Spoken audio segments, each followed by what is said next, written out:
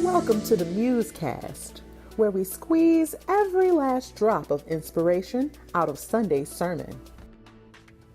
Well, good afternoon and welcome to the MuseCast, where we get to continue the conversation from our Sunday sermons. My name is Shawna Boren, and my favorite, I know you all have been wondering, my favorite ice cream flavor is a toss-up between cookies and cream and chocolate chip cookie dough, but it has to be Bluebell. Oh, Bluebell, that's right. That's right. Yeah, I swear we've talked about this before, because I knew that in my head that you wanted Bluebell. Has to be Bluebell. So I am joined with Dan Kent, as usual. And Dan, hi. Hi. Favorite ice cream flavor? You know, that's a really good question. I think we have a place in the Twin Cities here called Izzy's. Yeah. And Izzy's is cool because they've got like 40 different flavors, and you can pick one, and then they give you an Izzy, which is just this little tiny scoop of a different one. And they have a salted caramel ice cream there that is like unlike anything else I've ever had. So that's definitely my favorite. Yeah. Have you had Bluebell? I probably have, but it didn't grip me, and I don't have the passion for it that you have. So I must have gotten the wrong flavor or something. You must have. So, yeah. You must have. It's so good. Well, like we said, that we are here to continue the conversation, and this past Sunday we got to hear from both Greg and Cedric, and Paul kind of facilitated a little bit of a discussion with Cedric. And again, we're just hearing some really powerful, thought-provoking, real-time, real-life things from the pulpit on Sundays. Yeah. So will you, for the MuseCast people, the wide audience out there, summarize for us what we heard? Yeah, well, first of all, I thought it was impressive that they were able to manage all of those pieces. No. It was all orchestrated. It was almost like an orchestra, because like you have the introduction, the greeting from Paul, and you've got the worship music, which already is a complicated endeavor. But then you've got Greg, who is pre-recorded, and Cedric coming in live, and then Greg again pre-recorded, and that has to seem natural. And then Paul Eddy comes on with Cedric, and just a lot of moving pieces, and it was flawless. It was done so well. So just, hats off to everybody involved. Yes. Yes. For everybody involved in that. Good That job. was impressive. That was impressive. Yeah. I totally agree. But Greg, he's continuing on this path of just this central issue for the church and our society right now, which is kind of some of the racial tension that we're experiencing. And he looked at the role of individualism in how that affects our racial attitudes, and he looked at how racism a lot of times is systematic, and what happens is that if you have an individualistic mindset and someone talks about systematic racism, you think, I'm being called a racist. Yeah. And that's our individualism kind of sabotaging the message that's being sent. And he did a really good job of that. And then I thought it was just brilliant what Cedric did, as he came in and just showed some very kind of tangible, what would you say, like undeniable evidence of the racial kind of prejudice in our systems over the years, and there are many more that he could have pointed to, and he just pointed at a couple. And then after that, Paul Eddy and Cedric had a little discussion where Paul Eddy shared this amazing story of when he was growing up, and they had a Minnesota Viking who wanted to live in their community, and the community said no because they were concerned about the property values for having a black man moving into the neighborhood. Yeah. So just a fascinating, the whole thing was fascinating on multiple levels. Yeah, and about that individualism, I loved Paul Eddy's story from his childhood, because it like hit to the heart of that, right? Like, because he even talked about how he heard his dad say, man, I really would have been cool to have that athlete, like to have a Minnesota Viking living in our neighborhood would have been really cool, and that there were maybe even some other white men, heads of households, who felt like that would have been cool, but overall, as cool as that would have been, they went back to their individual, but my property values, my net worth, all of that may be damaged, so therefore no. Yeah, well, and right when I got out of seminary, I had a real estate license for 7 or 8 years, I think, and I did. I wasn't a very good realtor. I'll be honest. I was not that good. I'm too much of a daydreamer, and I'm into my own projects and stuff. But one thing I noticed when I was a realtor is how many families assessed who was living next door to the house that they were considering. And there was more than one occasion when the reaction to seeing a person of color was not good. And it's, you know, which is fascinating, Shawna, because, you know, we talk so much, because I think that white people, for the most part, want racial reconciliation. I think it's part of them. I think part of everybody would like there to be peace between the races. And a lot of times you hear white people saying, well, what can we do? What can we do? And here's this kind of very easy thing, is you have to prioritize racial reconciliation over property value. Oh, no, wait a second. I don't know if I can do that. Right. You know, isn't that amazing? It's crazy, yeah. That's that quit preaching and God and the meddling thing that we talked about earlier in the MuseCast. Yeah, and I think, you know, we were just talking with one another before the show about how, you know, sometimes we want to think that individualism isn't such a bad thing, right? Like, we're individuals, we make up our own minds, we make up our own choices, and that can be true. However, when your individualism prevents you from seeing a broader picture, that's where it can become a problem. And I find, like, as I'm just talking to different people or getting different questions or just looking at the landscape on social media or whatever, it is interesting because there are still, while I would say there is a lot of people who are saying, I'm aware, I'm ready to take action, I really want to move this conversation forward, I want to see real change, there are still many who just are in denial that this kind of issue exists. And I think because they are looking at it so individualistically. They are saying, systemic racism can't be an issue, racism can't be an issue, white supremacy cannot be an issue because that is not my experience, that's not how I think, and that's not how I feel. And that's not who I see or what I understand the world to be. And so that's where I feel like that individualism gets in there, and it can be really harmful. What do you think? I think that's right, and I think the other thing that happens is you see anomalies where if you're in the position where you're in denial about the fact that there is a white privilege in the United States, is you look at black people who are successful and you're like, well, there can't be a white privilege. This person was able to do it, and so and again, that's, you know, if I can find individuals, well, then there must not be a systematic problem. And that's just, I mean, just because, you know, I'm just pulling this out of the air, so this might fail miserably, but we'll find out. You know, just because part of the boat is floating doesn't mean that the boat is in serious trouble. I mean, that's you know, you can have a really bad situation and still have parts of the vessel above water, and so I think that's right.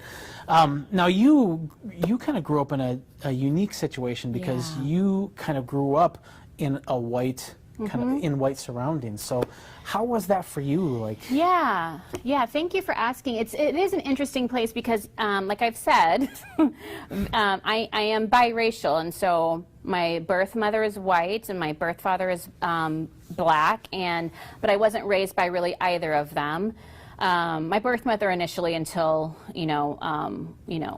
early teens. So at the age of 13, I was adopted by a white couple who are my parents. When I talk about my mom and dad, that's who I mean. And so biracial child, but really taken in by a white couple, so a white family, and many of my spaces were predominantly white. And so honestly, I did feel a lot of safety and I did feel a lot of love. And so it would be easy for me to say, well, my experience of white people is this. And that is very true. However, the world doesn't stop with my experience, and then my experience also has been not so loving and not so safe and not so good. And so it was an interesting place, especially growing up, many times when I would encounter someone who wasn't as accepting or loving, I would forget sometimes because I was so used to being loved and accepted that when it didn't happen, I was a little taken aback. And so that was an interesting and sometimes hard lessons to learn. And it can be lonely because it's one thing, like within your close circle, to have love and acceptance, but then when you realize as that circle broadens, that's not always the case. And so that's an interesting place to be. It can be a lonely place. And then it can also make you wonder, like, who can you trust? So there are many times in my life where I would meet someone or we'd be in conversation, whether it's like when I was a kid in school or as an adult. And then eventually the question would come up about, well, like usually it's like, well, what are you, or where are you from, or because, you know. And then when I would say who I was, what I was, where I was from, many times there was like an immediate like withdrawal of the relationship or the conversation, or there would be like, oh, cool.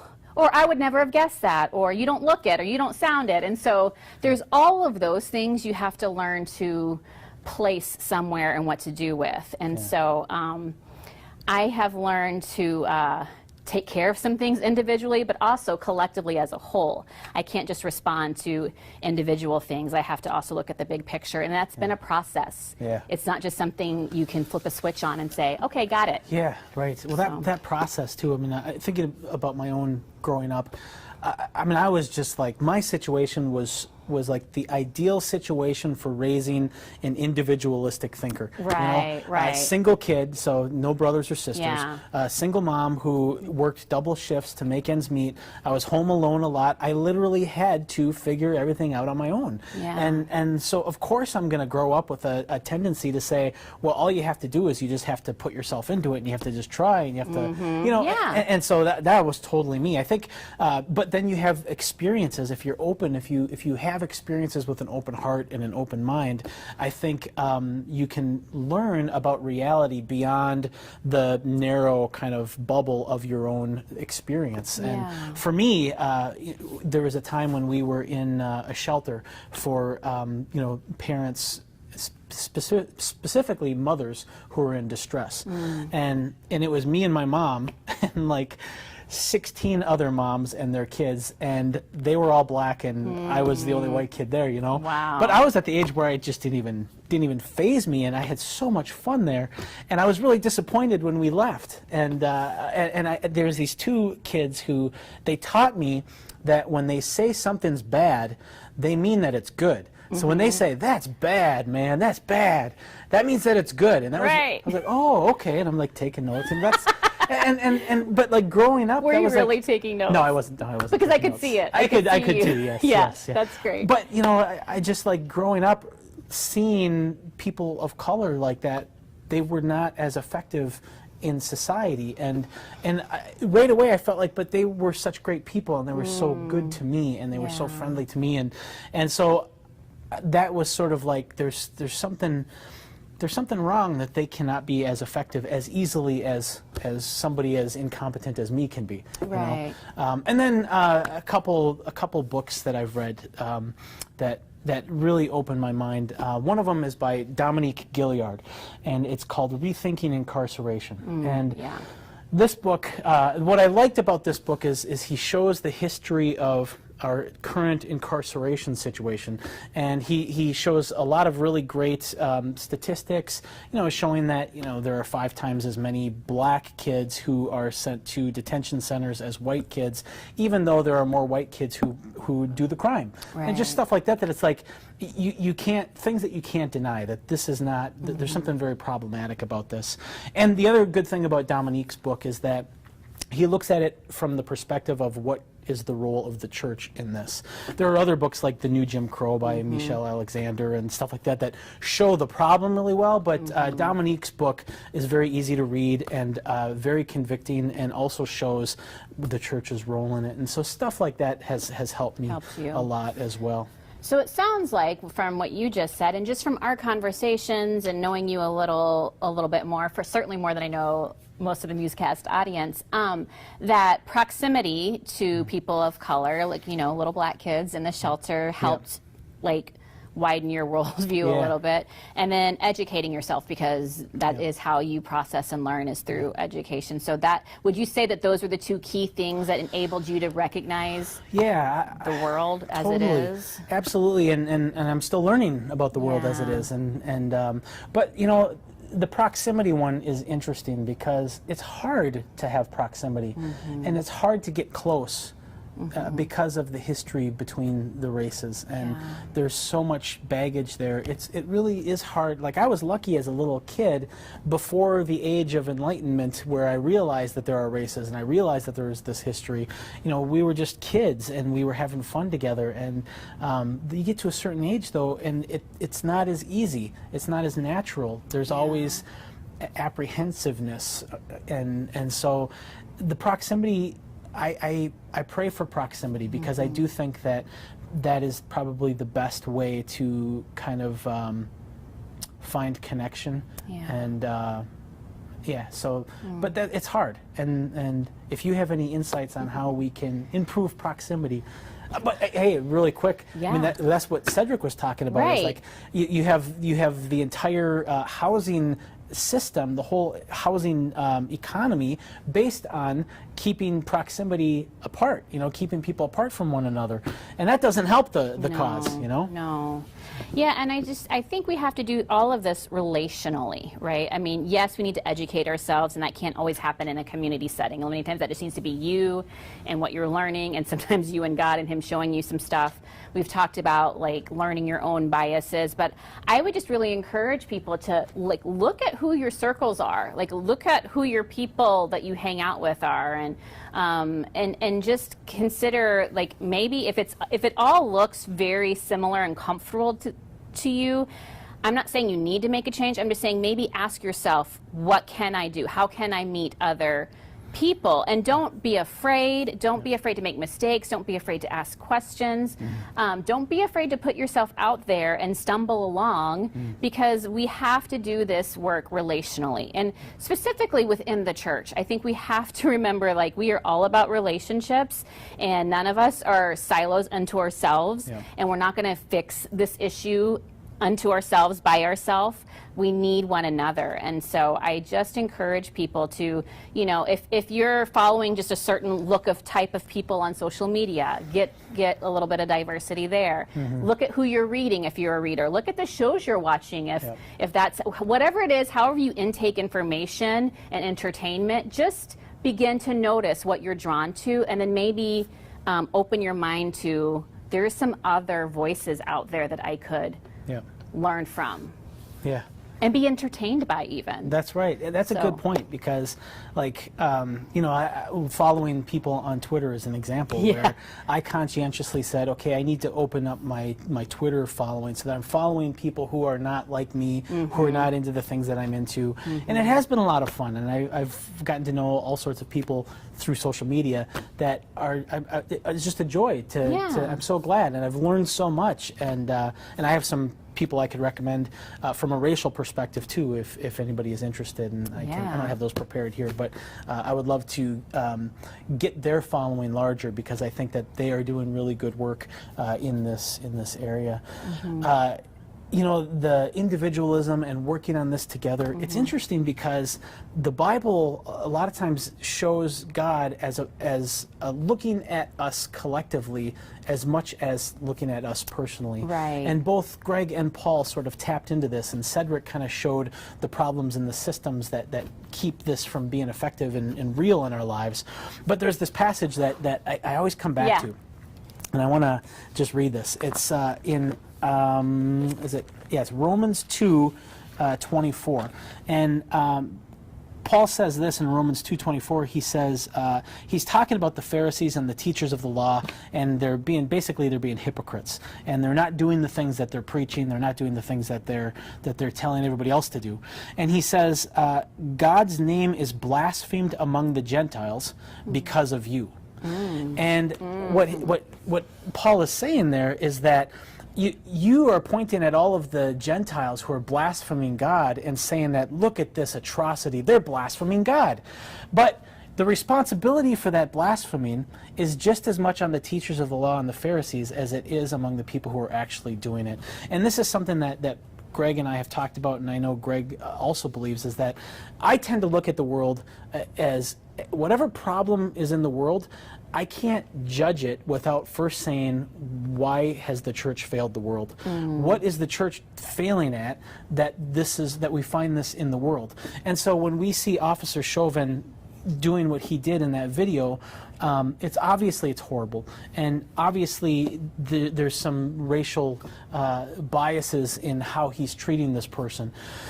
But I also have to ask, what has the church done to fail both Officer Chauvin and also George Floyd?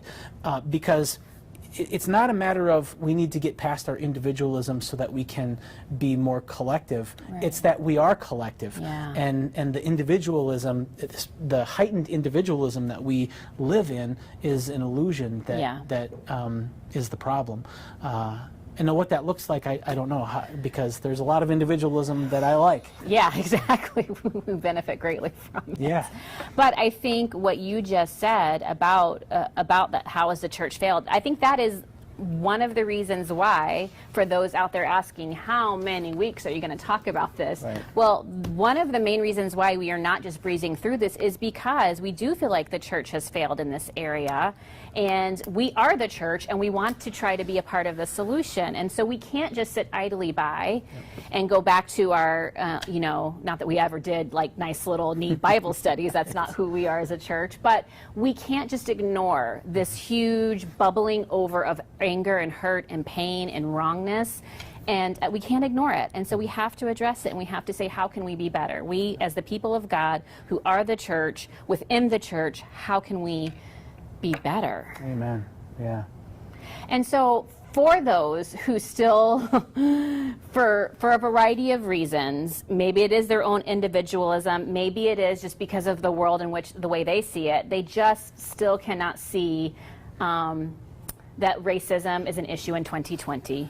They still cannot see that as a white people, there have been benefits bestowed upon that people group that haven't been bestowed upon brown and black people. Like, what can you say as someone who has been learning and growing and and you've readily said, like, you're not completely there yet, but you are learning and growing and have more to do, more work to do. What could you say to those people who are just, and we don't know why, right? I think that's the hard part. You don't know the reasons why, but for whatever reason, they just aren't seeing it. They don't believe it. They don't think that these issues are truly issues.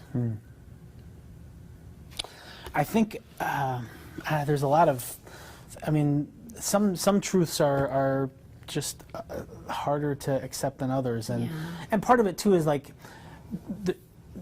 some truths, like the world is round.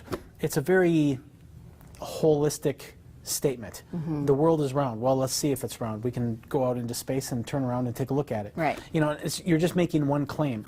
But when you are saying systematic racism, you're not making one claim. You're making a whole network of claims that are. It's sort of mercurial.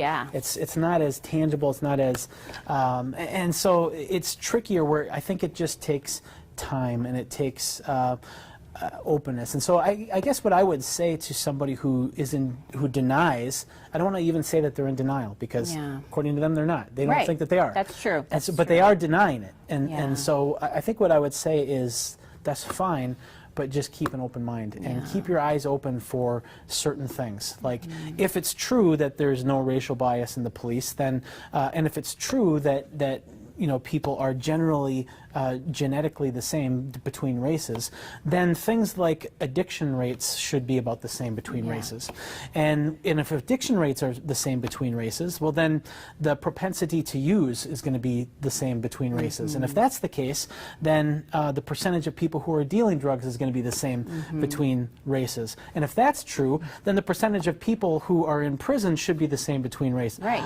Uh-oh, that's not true. See, there's a flaw there, because all of these things are true, and yet 5 times as many more black youth are in prison for the crime that the same percentage of white youth do. And so keeping your mind open to those potential red flags can start to chip away at the denial of racial problems in our systems. That's good. That's really good, Dan.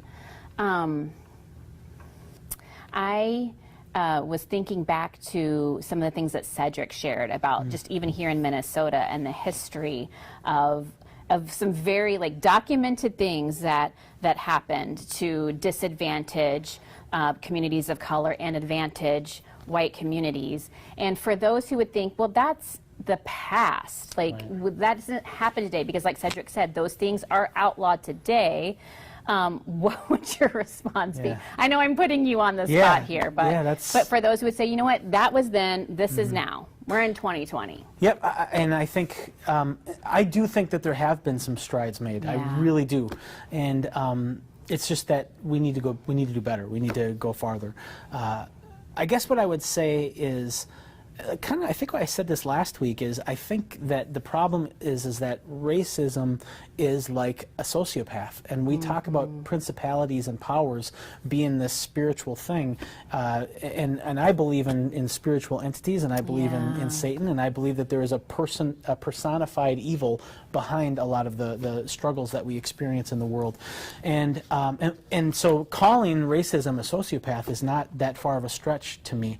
And how sociopaths work is that they will manipulate situations until they get what they want, and it usually causes a lot of pain, and the person who gets hurt tends to react and tends to shut that avenue of abuse off. But the sociopath doesn't just go away.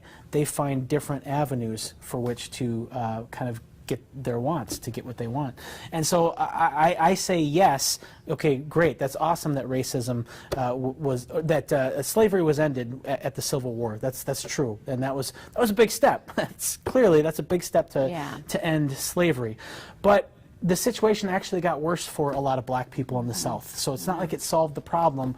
The sociopath just found a new way to be racist. And I think that's what I would say, is that even no matter what gain we make, I think black people have been burned so many times by racism that they're just looking for the next place that it's going to creep up. And if we get the police problem solved, which I hope we do, and if we get the incarceration problem solved, which I hope that we do, I think we all have to be aware of where might racism kind of appear next. Right, because it is the ultimate division that people, that has been used by people, by the enemy. And I'm so glad, Dan, that you brought up the powers and principalities, because Greg talked about that quite a bit in his sermon. And I think it is so true. To me, again, my personal experience and who I am and the way that God made me, I for sure see racism as the ultimate divide. It's the ultimate evil that has been used to pit people against people when we are supposed to be together. We're supposed to be brothers and sisters, like we talked about last week, on equal footing, caring for and loving and working together. And this racism is this huge divide, and has been, and it's so insidious and so ugly. And I just cannot think that that's just naturally in the hearts of people. I think there are things at work that kind of stir that kind of stuff up and perpetuate that. Yeah.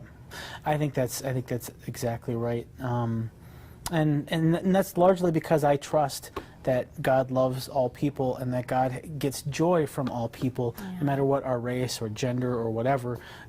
We bring joy to God, and if my brother or sister who looks different than me brings joy to God, I have to ask, why is this person not bringing me joy? Why am I not cheering for this person? Why am I not hoping for the best for this person?